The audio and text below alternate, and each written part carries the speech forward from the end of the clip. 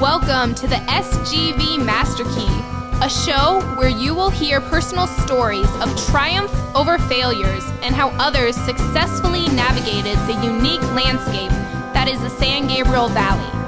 What makes us different? Well, just like you, we have chosen the San Gabriel Valley for our home or businesses or both. We believe it is the people and small businesses that make this community great, and we love to share their stories with you. We always encourage your questions and feedback, and you can find all of our contact information at sgvmasterkey.com. Here are the hosts for the show, Russell Mono and Scott Warmoth. All right, thanks for tuning in to another episode. Scott, we were talking a little while ago about beauty, appreciation of beauty, design, and those are things that I can appreciate, but I don't know that I can create those things. Yeah, it's one of those things, I think it's inside every person, like we were talking about music before, that there is this desire to express yourself and to appreciate things of beauty, but you may not always be able to describe what they are or to create them. Right. But the sign of a good professional, I would say, is that they can bring that out. So whether it's a music teacher or a design specialist, right, somebody who can take from what's inside you and show the physical expression of what you feel is, a real professional. Sure. I don't know that I can describe great design, but I know how I feel when I'm in the presence of it. When I go somewhere and I say, wow, this thing looks amazing. This feels amazing. Yeah. I think I found that, I want to feel comfortable where I am and, what I'm surrounded by. And when I, for instance, sit in my house here and I can look at angles and I can look at color and I can look at the way things are put together, I just feel so happy and satisfied. And to be able, because it all seems to be part of me, but it's manifests itself physically, but it's what's inside of me. And that really is because of our guest today. I was going to ask if you did that yourself. Impossible. But as I said, a good professional knows how, I think, to work with the person, find out what they're all about, and then create this thing of beauty, which my house, I consider to be a thing of beauty. It's not because of me, but because of the person who brought it out of me. And that's our guest today, Rozalynn Woods. Having worked for the first time with an interior designer, I was really impressed at how it opened me up. And so Rozalynn spent 4 years helping me design my house here, which unfortunately we can't see too much of, but it's a home that has a lot of meaning to me. And Rozalynn, you've done that for many people in your career. And, I just am curious what it is that brought that out in you. How did you learn to design or create, work with people, and make something that they want? Well, I'm a creative. I was born a creative. Uh-huh. And that was going to manifest itself in art or in clothing design or furniture design or as an interior designer at some point somewhere. I don't think I could have ever actually done anything else but be a creative. So from the time I could remember, I was always looking at things You know, how do they go together? What makes them? You look at colors and shapes, or is it colors, shapes, nature, window dressings? I remember walking along the streets of Paris, and all I wanted to do was just look at the way they've dressed their windows. They're so creative. You gather information and beautiful or wonderful things or things you like, and use that to extrapolate into something else. You grew up in a small town in Idaho. Yes. And what were the things there that influenced you? Was there more nature than any other thing, or it was all nature there? Yeah. Yes. It was, and I still, when I go back and I see a hillside or a view of a farm with, cows grazing, or the clouds in the sky. It's near Big Sky, Montana, so that term is coined perfectly because it is, and it's always very motivating. And the colors change, and you see how the different colors work with one another, the grass and the sky, and I reference that actually frequently. When you were growing up, you were probably an outsider, because creatives in my experience are probably outside the norm, right? Without question, and it was particularly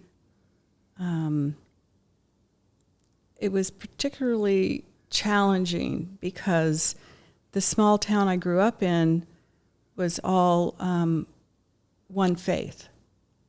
And that faith was not the faith of my family. We were one among a handful of families that didn't share their religion.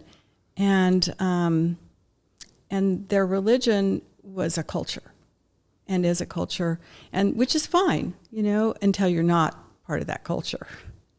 And so, not only as a creative do you feel different, but for me, it was, I never felt like I fit in. So it was really interesting growing up in a rural area where there were so many wonderful positive things growing up, riding your bike forever, and the simplicity of life there, but never feeling like you fit in. You said you go back.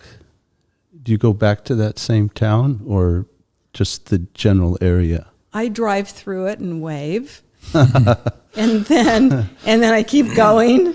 Because you also spend time in Montana now, don't you? Right. Yeah, Mm-hmm. But fairly close to where you grew up. Yeah. But you go back and you enjoy that peacefulness. I do, and I love the countryside, and the people are very nice. It's a wonderful place to go, as long as I can leave and participate in a life where I feel that I'm contributing and more accepted. And I assume you're talking about where you live now, which is Pasadena. Mm-hmm.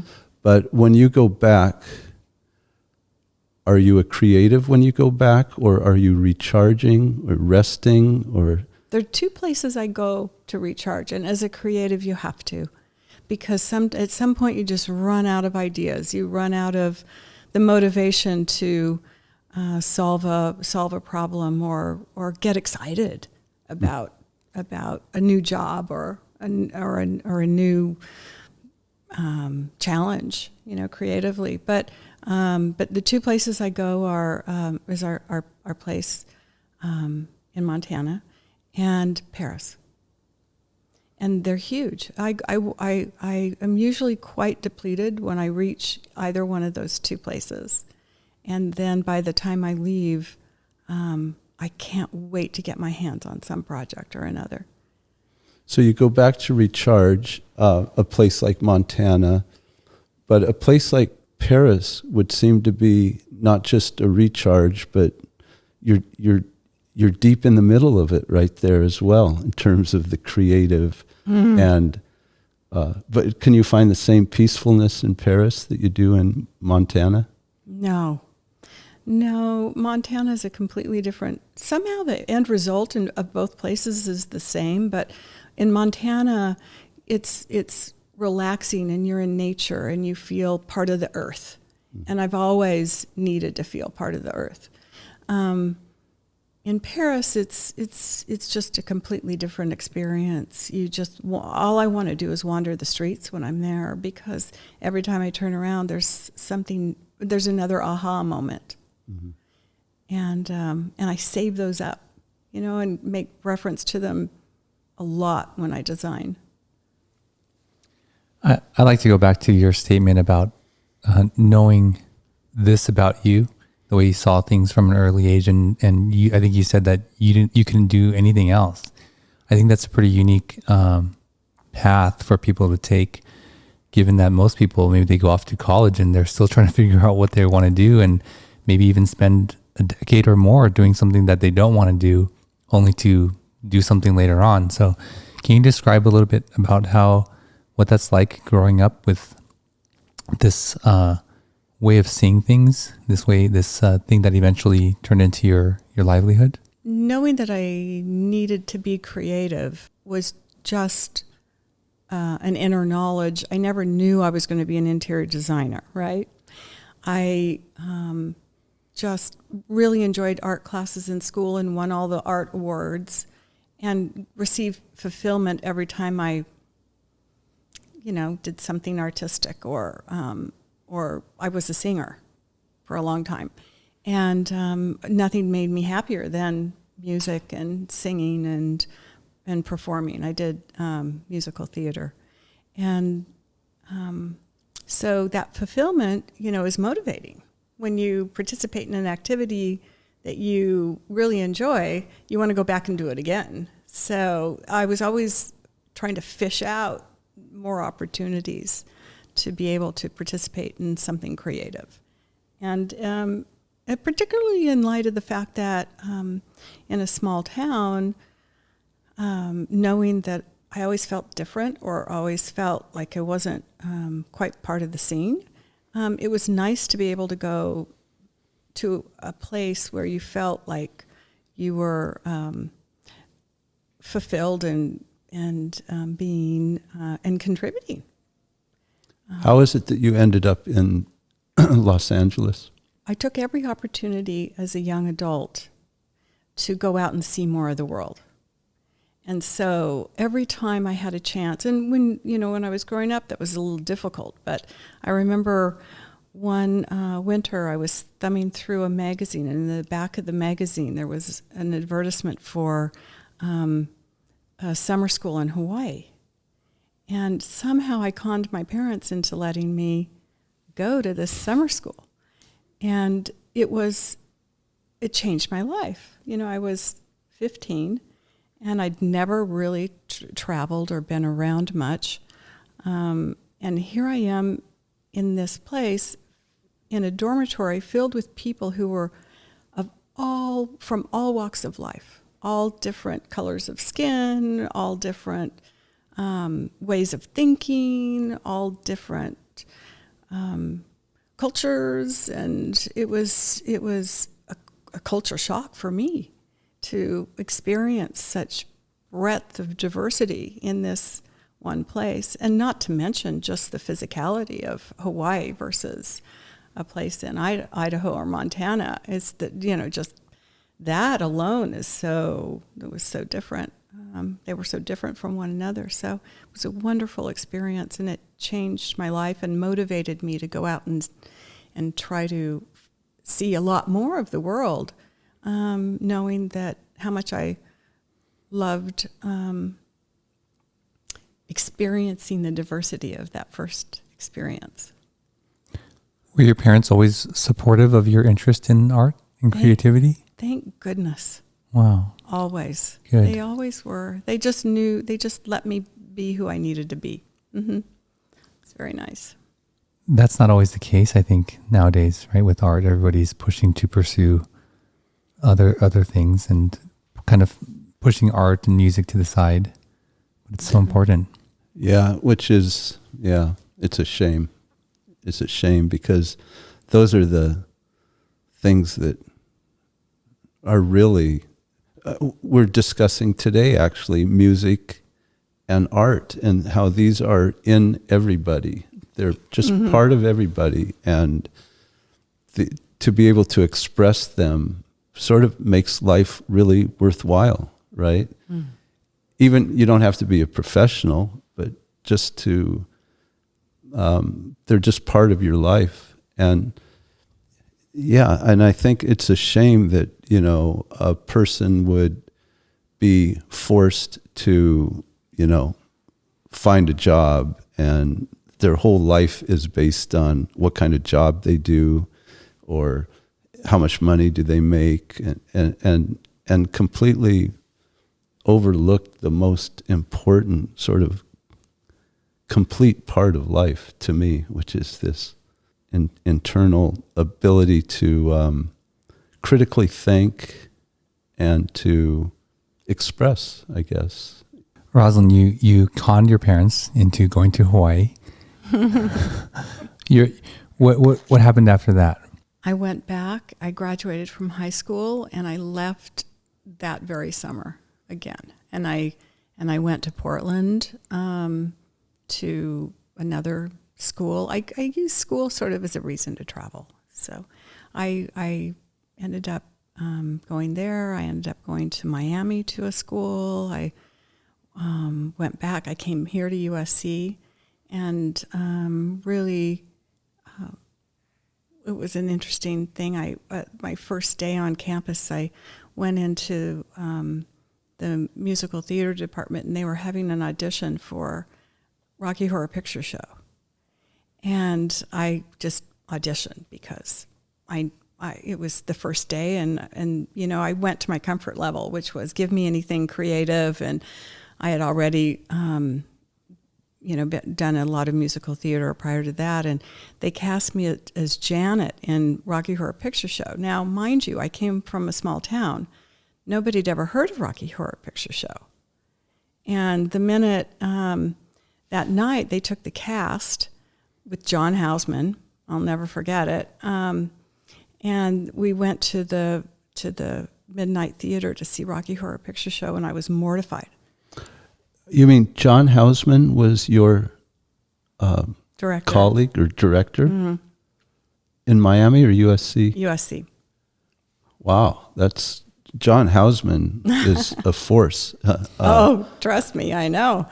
So we're watching the movie, and I kept thinking to myself, how am I going to get out of this? I can't do this. I can't, because they're all running around in their bra and underpants. And I come from a small, very conservative town, as I mentioned. Not that I was necessarily, but I just kept saying to myself, and he's a transvestite, and I'm not going to be able to. And so I got out of the show, and I walked up to John. I said, John, I'm so sorry. I'm not going to be able to do this. And he said, well, you decide not to do this. I'll make sure you never get another part at USC or anywhere else again. Wow. So I just... So what did you do? I took a big gulp and I said, no worries. And then I prayed to God my dad never came to see the show. And then as it turns out, it was so fun. I mean, it was, I'm not sure it still is, but it remained the longest running musical theater or show of any kind at USC because they kept renewing it. Everybody loved it. It was during that time when, people came and brought their lighters, and they knew all the words, and it was scheduled to run for 6 weeks, and it ran for a year, and then we were booked over at one of the theaters in Hollywood for a while, and it was just really fun and eye-opening. What did you study in Portland and in Florida? In Portland, it was a finishing school, and in Biscayne Bay, it was a slash fashion design. Teaching you how to draw and design clothing, and finishing school, because I didn't know how to speak very well then. Can you describe for our listeners what a finishing school is? They're very outdated now. I mean, you don't hear much about them. Art history, believe it or not, it was a wonderful art history class. I learned more about art and history in that school than I did anywhere else. It's become very important in my career, because I reference the countries and the time frames and the furniture styles so much when I'm doing various different types of architecture and in terms of design. So it's not as fluffy as it sounds. It was actually a very hard, difficult, probably the most difficult class I've ever had, because on site, they'd show you a picture and you'd have to know the name, whether it was architecture or art or furniture, the name, the time frame within 20 years, and the history behind what made that piece, right? So there was that. There was also a diction class. And coming from Idaho, there was, and I still kind of fall back into that way of talking often, which, this woman, this little old lady, she was adorable, got her hands on me and she said, I need to work with you, because it's not it's our. It's the only thing that's ever done is a cake that's in the oven. So she really was helpful. When I think of finishing school, I think of being prepared for society and how to hold yourself and how to talk, like you say. And were there elements of that as well? Yeah, there was. Absolutely. Yeah. Yes. But there was also very much an intellectual part to it too that I think I benefited more from than anything. My idea of finishing school, the reason I asked is it only comes from movies, where I imagine bouncing a book on your head and walking, trying to have good posture. That's so. The cake thing, my mom used to say, cakes are done, people are finished.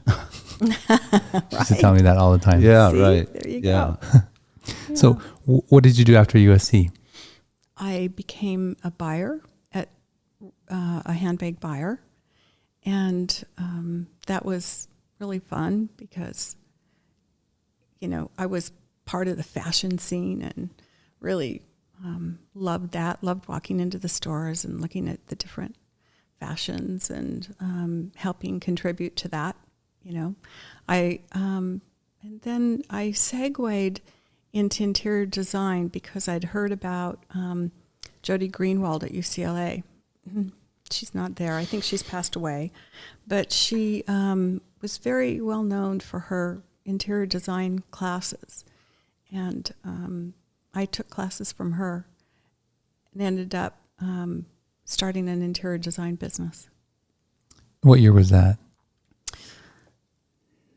1990. Oh. So you've been doing this for 30 years. Mm-hmm. Wow. Well, that kind of ties into the item that we ask people to bring. Each guest is asked to bring an item of significance, and your item could not fit on the stand, but could you describe the item for us? Scott's house. We're sitting in it. We are sitting in it. So for the audio audience, you won't get to see it, but you can check out the YouTube channel, and we'll have some pictures of the house. But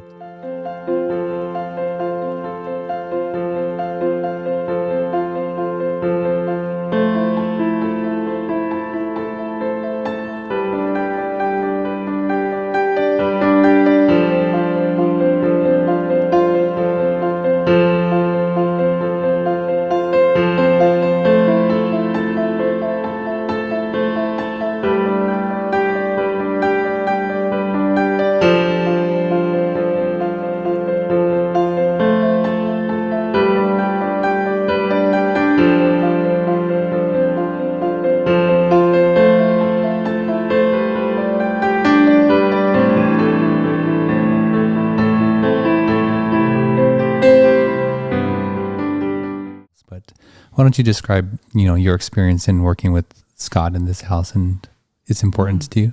It has been such a wonderful experience working with Scott because he's curious. That's where you start with design of any kind. If you're not curious about why something's good or why things work together or don't work together, or curious because you want to learn about art or learn about rugs or learn about furniture, if you're not curious, then you don't really care about what your outcome is. And with Scott, he cared about what his outcome was. And because of that, we were able to explore some wonderful art and purchase some wonderful art. We were able to explore the whole composition of rooms and how he wanted to feel in them and how he wanted them to look. And why. And, every client has a different set of criteria for their need as it relates to a design if they hire a designer. Some of the criteria is based on comfort, and to what degree you don't know. If it's a young family with many kids, comfort's a huge part of what that whole outcome is going to be.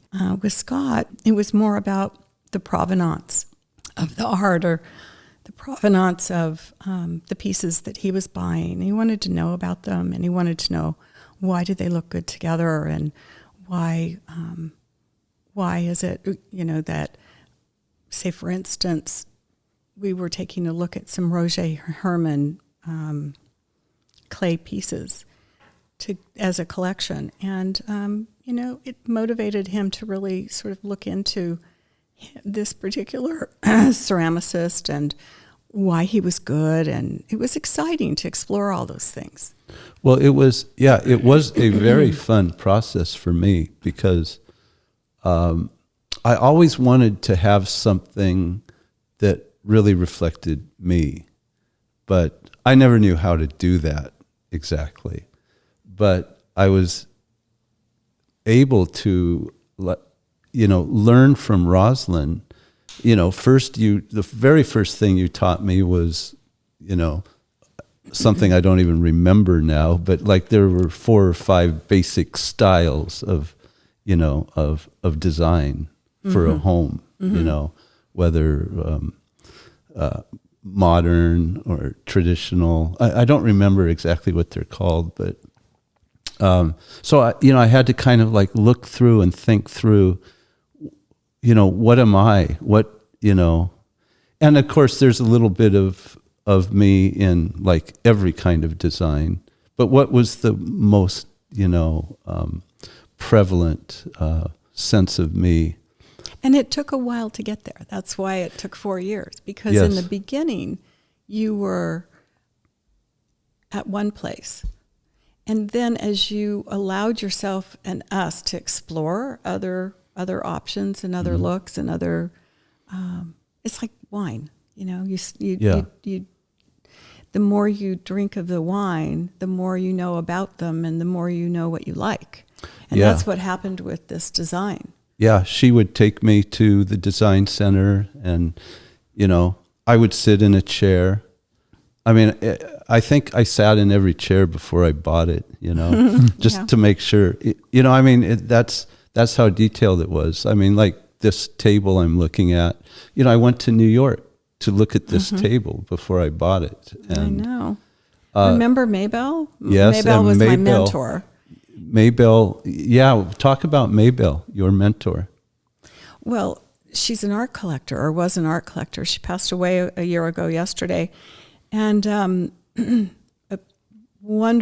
had a wonderful art collection. And I kept talking about Scott, and she said, "Oh, please bring him over." So we arranged a time for you to go see her and her art, and it was really Art really, she had collected, not yes, not Yeah. not done Not herself. done, Yeah. And then we were really done lucky. is for cakes. Oh, you're so right. See, it Yeah. comes out in me. Not art that she had created. How about that? That's right. it was fun because she was decommissioning some of her pieces.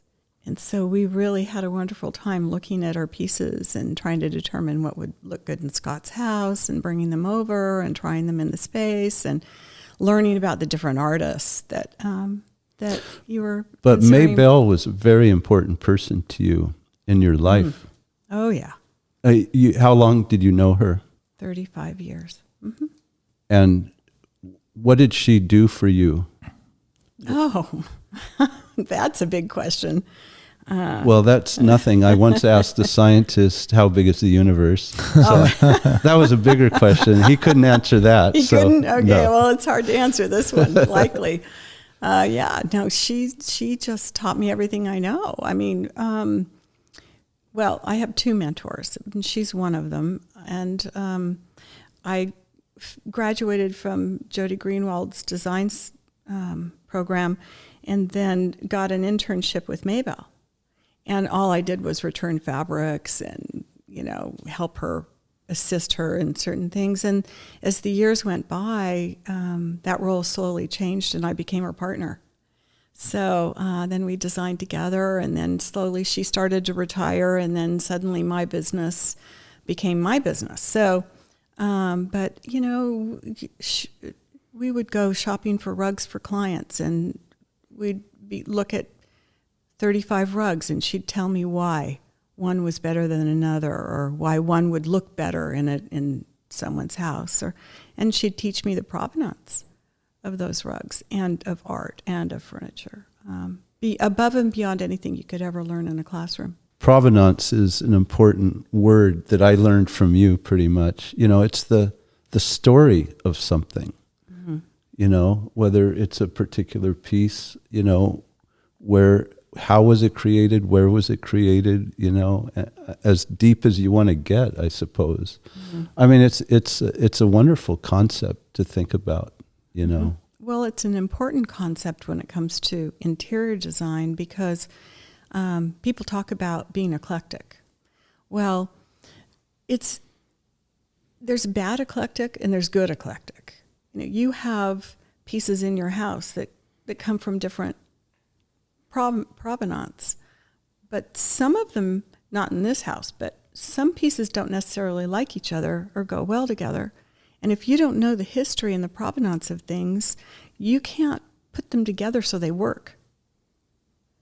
So it's probably the most, young designers would ask me often, what advice would you give us or do you give us? Like if I teach a class or if I'm giving a home tour and a young designer comes up and asks me, I will always say, learn the provenance of everything, not just furniture, but of rugs, of art, of architecture, of whatever it is you can find, because you're going to need to draw from that. And so many times you would put a piece in my house and say, just live with it. Mm. See, how it's set. See how, yeah. And does it talk to you? And if not, then we would remove it. That's right. It happened with the Art Deco glassware. Yeah. Here. Right. There was a beautiful collection of Art Deco glass vases and of all different forms. And it was a beautiful collection, but both you and I kept wanting to like them because it was a really good collection and good pieces. Yeah. But for some reason, they just didn't read in that room. We kept leaving them there, hoping we'd change our mind. We never did, so... But that is just like an ethereal concept almost. Like there is a place for things. Mm-hmm. Things have their place, and there is a place for things, and there's a meaning to that, and they can clash with your own interior self in a sense. But to incorporate them to be able to incorporate, a piece of wood, which is a table, into your inner being is actually a wonderful process. I mean, to think that all of this in this house, for instance, these are just things. These are just they have no life, right? But they have a provenance. I think their life comes from the other pieces that you put them with, their context in the space. I think a space comes to life when you actually can put pieces together and they like each other, but they're different enough that it's all interesting. And I've often said that not only do you know in your heart whether something works, but the house also knows. Mm-hmm.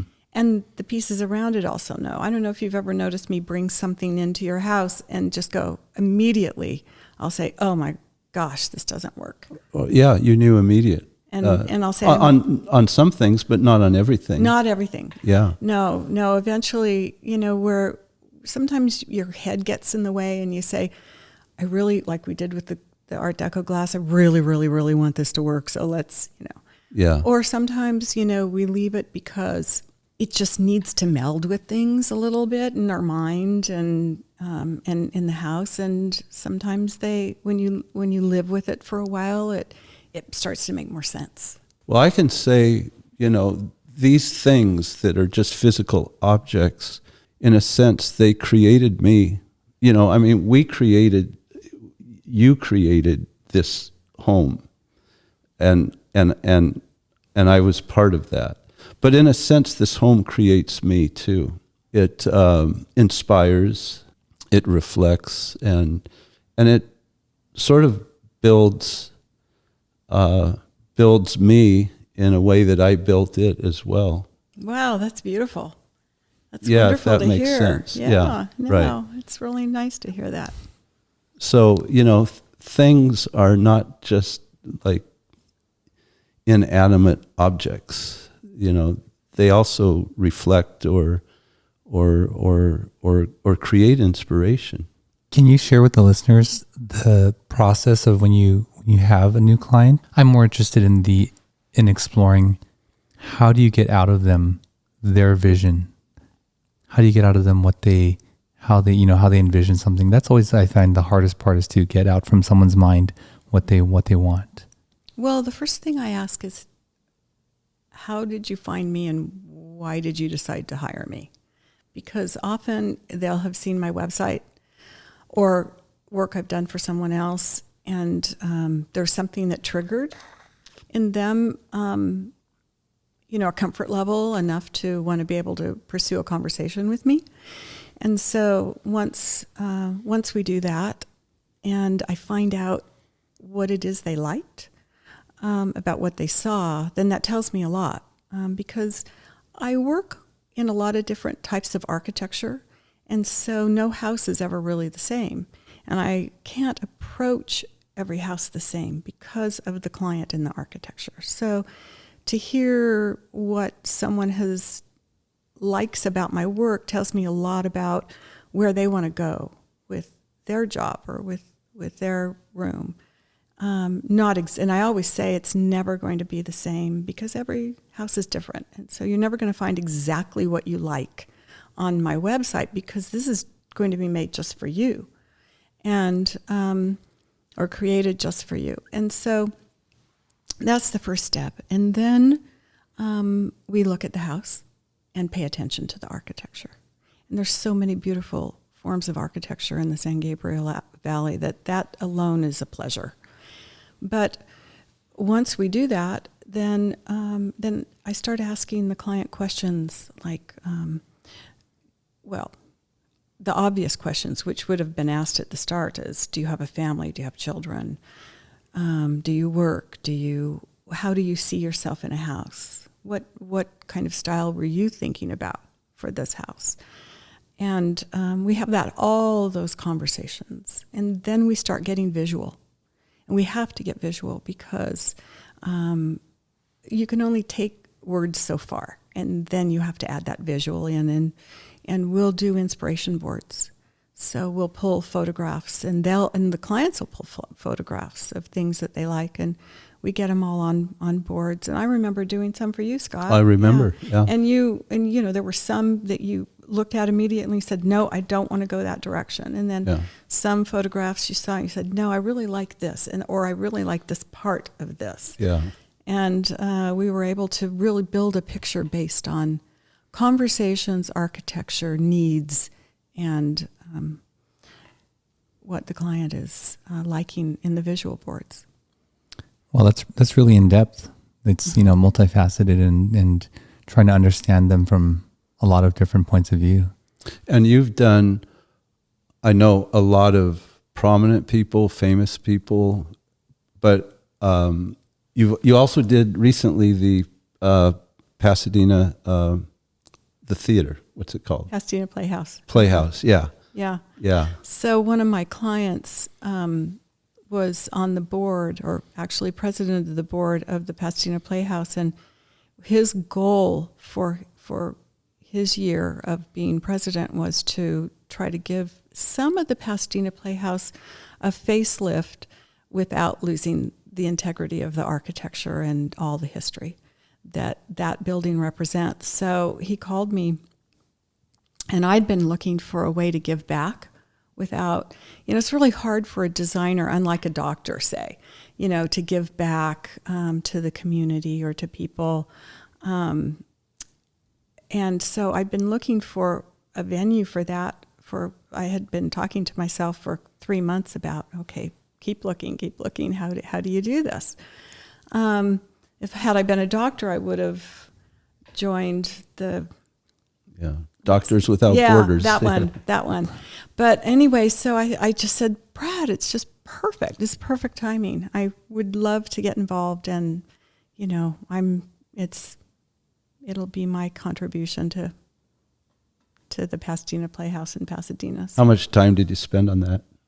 it was a year in the process. Yeah, I mean, not full time, obviously. Right. But it took a lot of presentations, because there are people there at the Playhouse that care a lot about keeping what's there, and so we had to be very careful not to diverge too far from the path as it relates to the vocabulary of that building. A year for the Playhouse and 4 years for your home. Right. Yeah. Well, I guess I'm not a good client in that way. Actually, I think it's closer to 5 years, to be honest. Really? Well, that was a lot of patience on your part. It was Yeah, a lot of patience. right, yeah. Because this house was my baby. I was not going to let. Yeah. It was. We needed to go through all those processes. And I'm glad that you felt that way, because, I was so just, uninformed about everything.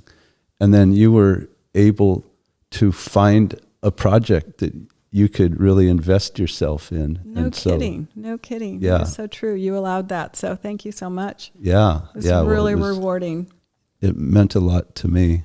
And then finally it did reach a point where I think I could have said, wow, it's finished, even though it's never really finished, but there was that point, and it wasn't that long ago, actually, where finally I felt, this is where we've reached a completion point, in a sense. Yeah, that was very hard for me. Yeah. I liken it to when you do I've done the Pasadena Showcase House a couple of times, and you put your heart and soul in that for a year, and then they take it all down. Yeah. And it's right. like walking out your door was the same feeling, where I'm going, okay. It was very sad for me. I have to admit, it was very sad. Was like, and okay, you even said here. it was like a divorce or I something. know. It's like all of a sudden, she was not part of this house, and it even now it doesn't seem right. You should still be, coming in that door sometimes with with fabric under your arms or something. Yeah. It was a great process. And so that's why I said, I think at the beginning, if you can find somebody who can really bring that out in you, that's like a real professional. Right.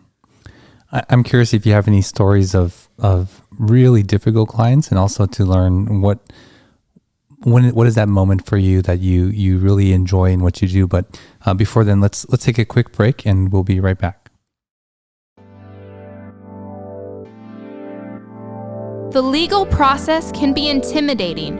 You don't know where to start and you're unsure of what to expect. The attorneys and staff at the law offices of Scott Warmoth have been serving the San Gabriel Valley for over 35 years, helping people just like you navigate through the legal process and ensuring you're treated fairly. You can find them at law888.com or call 626-282-6868. That's 626-282-6868.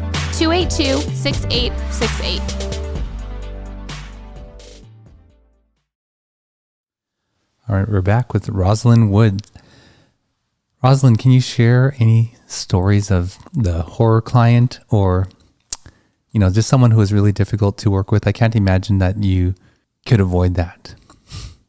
No, there are clients that are more difficult than others. No, there are. But I have to say, the story that comes to my mind isn't so much about the difficult client. It's about the difficult contractor or subcontractor that I bring onto a job for a client, right? And this one was, we were at a house, or remodeling a house, and I got a phone call from my client saying, you need to come over here now. So I was just 10 minutes away. So I hopped in my car and drove over and walked in the door, and there was the contractor dressed in one of her ball gowns. That's bizarre. What kind of contractor was it? No, he was remodeling the bathroom and Wearing your client's ball gown. Wow, that is bizarre. Now, did I have that subcontractor? No, you didn't. Oh, good, because I noticed some of my clothes were messed with. Wow, is that right? It's so true. And how did he explain it? Oh, there was not much for him to say. But she was livid, absolutely livid. Now, that was about 20 years ago, and that story remains the best one. But, now we're all so much more accepting of, thank goodness, of, your sexuality or your religion or whatever. We're just hopefully so much more evolved that way. But back then, and I was working with Maybelle at the time, and, she's 2 generations older than I am. And so we both walked in that door, and she said, "Are you a transvestite?" And he said, "Obviously," And that client was, we just scooted the client out the door. Maybelle scooted the client out the door. I just said, "Okay, all right, come on, let's get with this. You're not here to do this. You're here to build this bathroom. So can we just move on, please?" Wow. So And very difficult. Did he finish it out, and that was it? Or? We wanted him to, but the client said no. Yeah, understandably. right. Yeah. So, What is your passion when you are finished with a job or with someone, or what is that moment that you look and you're like, wow, that really feels good? I get them on a smaller scale, like when I bring in the right flowers that work, or the right accessory, or the right piece of the puzzle for the room that's been missing. They come in waves like that for me. And Scott experienced them, where I'll call him or I'll text him pictures, and I'll say, "You're not going to believe how fabulous this looks. This piece we just brought in." Or you receive many photographs that I would be texting you at work, and you'd probably roll your eyes and go, "Oh God, there she is again." Oh no, I loved every moment, every experience of doing this. Yeah. So, I would have never rolled my eyes. I've heard your name many, many times during this period, and it was always very positive. We want to get to know you a little bit more about the things that interest you or your favorites in the San Gabriel Valley.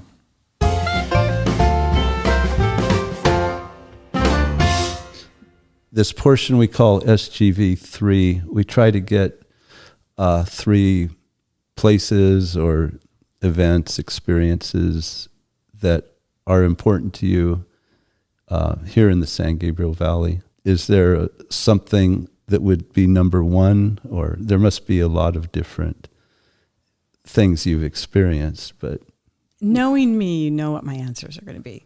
Art and architecture are the two top for me, because San Gabriel Valley has amazing architecture.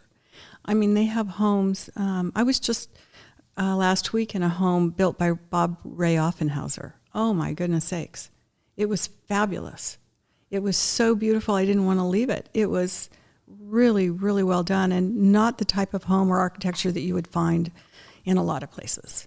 You have the obvious ones, Green and Green, but there's also Marston and Cliff May and Wallace Neff, and if you're into architecture at all, this San Gabriel Valley offers such diversity and so many beautiful, wonderful buildings. I mean, even Frank Lloyd Wright has a building here, a home here. Not his home, but he built a home for someone here. And the neighborhoods of Pasadena are just indescribable. Oh, I was just in a house on Madison Avenue again, earlier this week, and it's one of those. It was built in 1912, and it's got the big, huge moldings, and you walk in the room, and the big living room, and the big dining room, and the grand staircase, and the big landing, and all those, again, gorgeous moldings, and tiny kitchen in the back, where because nobody cared about redone. kitchens. Yeah. Yes, it needs to be updated, and that's that's what I love, because I love getting into some of these old houses and honoring that architecture, but freshening it up to a point where it's more today. Not too much more today. You don't want to get contemporary with any of these old beautiful homes, but just to freshen it so that the people living in there can live there now. Yeah. We didn't talk about your experiences in Paris, but I was going to say that the art and architecture in the San Gabriel Valley is world class. Oh yes, absolutely. No question about it. Yeah. There are books and books, and if anybody, they offer architectural tours in San Gabriel Valley a lot, often. And I would recommend taking them if anybody is at all interested in architecture. They're very interesting. I mean, my little office is a bungalow. It's in a bungalow court built in 1920, and it's part of the Pasadena Historical Registry. It's actually part of the federal registry as well. And we just got the whole court part of the Mills Act, which is quite hard to do. But that it just means court, it will be protected. Yeah. Oh yeah. Yeah. Oh yeah. Uh-huh. What would be another couple of things? The art. There are some artists in this San Gabriel Valley that are not the big name artists that you hear about in the world, but they are very good artists. I mean, you have Danny Shane, you have a piece from him. You have this Ray Turner. He's a local artist, but very, he has his own following, and he's very well known here, and he's, one of the top-notch artists around. There's a Japanese artist up in Altadena, Keiko. Her work is beautiful. I want to own one of her pieces. You own one of her pieces. Two of her pieces. Two of her pieces, yeah. And, you have the whole plein air that started here, and it's a wonderful place to explore art. There are some galleries that you could frequent and enjoy. And my favorite thing is just going into some of these artist studios.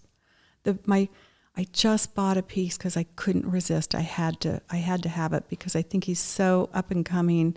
His name's James Iverson, and he lives in Pasadena too, and he has studios here. And he had a show. His first show last year completely sold out. I bought one of his last pieces, and luckily it was of a chair. He's more Diebenkornish in terms of his use of color and his shapes. And And then he just had a second show, and that sold out. So, it's exciting. The Pasadena artists are exciting. You can track new artists and see how and I know you have done that, but you mentioned May Bell knew Diebenkorn, personally. Did two of his homes, yeah. Yeah, right. But she was always, as you said, a good spotter of new talent. And people would follow her around. We were all part of the Art Alliance, and they have a fundraiser, and artists donate their art. And the night of the art show party, people would follow her around just to see what she liked, because they all knew that she had that eye. Yeah. Rozalynn, thank you so much for sharing about your journey, your life, and what you do. For the listeners that are interested or want to get in touch with you, how would they be able to do that? Well, my website is RozalynNWoods.com, ROZALYNN Woods.com, RW or info at RozalynNWoods.com. That's a really easy way to reach me. We have a little bungalow in Pasadena where we work, but that phone number is 626-441-1022. That'd be the easiest way. Excellent. Well, to the listeners, thank you again for tuning in and listening to another episode. I hope you enjoyed this one and got something from it. I definitely am interested in looking at some of the Pasadena artists here. Aside from the major museums that we have here, that's really something to consider. Yeah, because I know that you've introduced me to, as you said, Danny, but there are a couple other local artists that you've shown. I have some of their pieces even, and you do. I think really to explore that community. It would just be a lot of fun and very meaningful, and Rozalynn would know exactly how to get into that. Oh yeah, and this home is beautiful. Every guest comments on it when they come here, and we're gonna put some photos for the YouTube episode, but you get a chance to see her work there. So, perfect. Rozalynn, thank you for having me. Yeah, Thank you. Thanks for checking out another episode of the SGV Master Key. You can find the full back catalog of the SGV Master Key at sgvmasterkey.com and wherever you get your podcasts. This show was produced and edited by Russell Mono and Victoria Allers of Kind Monster Productions. Thanks again for listening or watching. We'll see you again real soon in the next episode. Nice mother. No, kind of mother.